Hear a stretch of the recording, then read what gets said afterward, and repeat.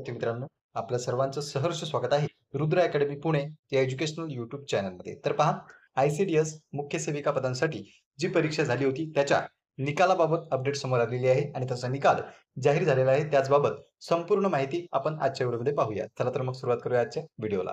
त्यापूर्वी तुम्ही जर चॅनलवर पहिल्यांदा आलेले असाल तर चॅनलला सबस्क्राईब करून घ्या, जेणेकरून कोणतीही महत्त्वपूर्ण माहिती, नवीन अपडेट तुमच्याकडून मिस होणार नाही. तर पहा, या ठिकाणी आपण पाहू शकतो एकात्मिक बाल विकास सेवा योजना आयुक्तालय याच्या संदर्भात ही होती. एकात्मिक बाल विकास सेवा आयुक्तालय नवी मुंबई या आयुक्तालयाच्या अधीनस्थ असलेल्या मुख्य सेविका या 102 पदांसाठी TCS या संस्थेमार्फत 14 ऑक्टोबर 2024 ते 3 नोव्हेंबर 2024 या कालावधीमध्ये ऑनलाईन पद्धतीने अर्ज मागवण्यात आलेले होते. म्हणजे हे कशा संदर्भात माहिती आहे? तुमच्या जाहिराती संदर्भात 2024 मध्ये याची जाहिरात आली होती. आपला फॉर्म भरण्याची जी डेट होती ती 14 ऑक्टोबर पासून ते 3 नोव्हेंबर या दरम्यान होती. त्या दरम्यान आपण आपले अर्ज भरलेले आहेत. जागा किती होत्या त्याची माहिती त्यांनी दिली की 102 एकूण जागा आहेत आणि कॅटेगरी वाईज सुद्धा जागांची विभागणी तुम्ही या ठिकाणी पाहू शकता. नंतर पहा, सदर परीक्षेच्या अनुषंगाने अंतिम गुणवत्ता यादी या आयुक्तालयास TCS या संस्थेकडून दिनांक 1/7/2025 म्हणजे 1 जुलैला 2025 रोजी प्राप्त झालेली आहे.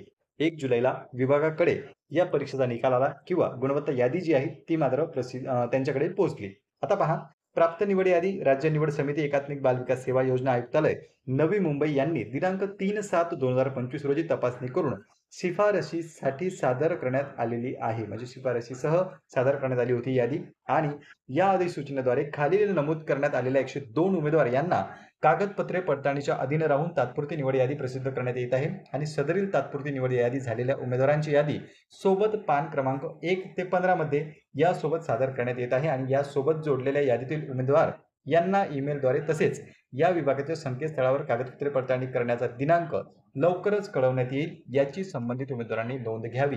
एक आहे तुमचा महत्त्वाचा ईमेल आणि दुसरा आहे विभागाची वेबसाईट. या दोनला तुम्हाला भेट द्यायची आहे. तुमचा ईमेल जो आहे तो सुद्धा तुम्ही वारंवार चेक करा. त्यावर तुम्हाला अधिकृत मेल येऊ शकतो. त्यासोबतच जो काही वेबसाईट आहे विभागाची त्यालाही तुम्ही व्हिजिट करत राहा. त्यावरही तुम्हाला याबाबत अपडेट मिळत राहतील. आता पहा, खाली यादी आहे. त्यामध्ये तुमचा ॲप्लिकेशन सिक्वेन्स नंबर आहे, नंतर पोस्ट नेम आहे, कोणकोणतं नाव आहे, त्यानंतर आहे रोल नंबर, नंतर आहे तुमचं संपूर्ण नाव, नंतर आहे रिझर्वेशन कॅटेगरी, तुम्ही कोणत्या कॅटेगरीमधून अप्लाय केलेला आहे, हॉरिझॉन्टल रिझर्वेशन आहे का, त्यानंतर दिव्यांग वगैरे कोणी तुम्ही आहात का, जे प्रोजेक्ट अफेक्टेड म्हणजे प्रकल्पग्रस्त झालं, भूकंपग्रस्त झालं, एक सर्व्हिसमॅन झालं, दिव्यांग झालं, याच्यामधून जर तुम्ही मोडत असाल त्याच्याही बाबत माहिती इथे त्यांनी दिली. परीक्षेमध्ये तुम्हाला किती मार्क्स मिळाले त्याची माहिती आहे आणि सर्वात शेवटी तुमची कोणत्या कॅटेगरीमधून निवड झाली यासाठी त्यांनी रिमार्क्स दिलेला आहे. तर अशा पद्धतीने यादी प्रसिद्ध करण्यात आली. एकूण 16 पानांची ही PDF आहे. यामध्ये उमेदवारांची नावं सुद्धा आहे. म्हणून तुम्ही जर फॉर्म भरलेला असेल तर इथे तुम्ही तुमचा रिझल्ट चेक करू शकता. तुमच्या मैत्रिणीने वगैरे जरी भरलेला असेल तरी त्यांच्यापर्यंत तुम्ही ही बातमी पोहोचवू शकता की निकाल जो आहे तो आलेला आहे. तात्पुरती निवड यादी प्रसिद्ध करण्यात आलेली आहे.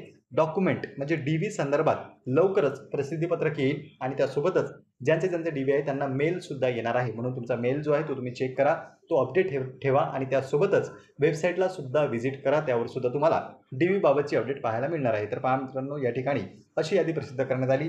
या व्यतिरिक्त तुमचे आणखी काही प्रश्न असतील, डाऊट्स असतील तर तुम्ही ते बिंदासपणे कमेंट सेक्शनमध्ये मेन्शन करू शकता.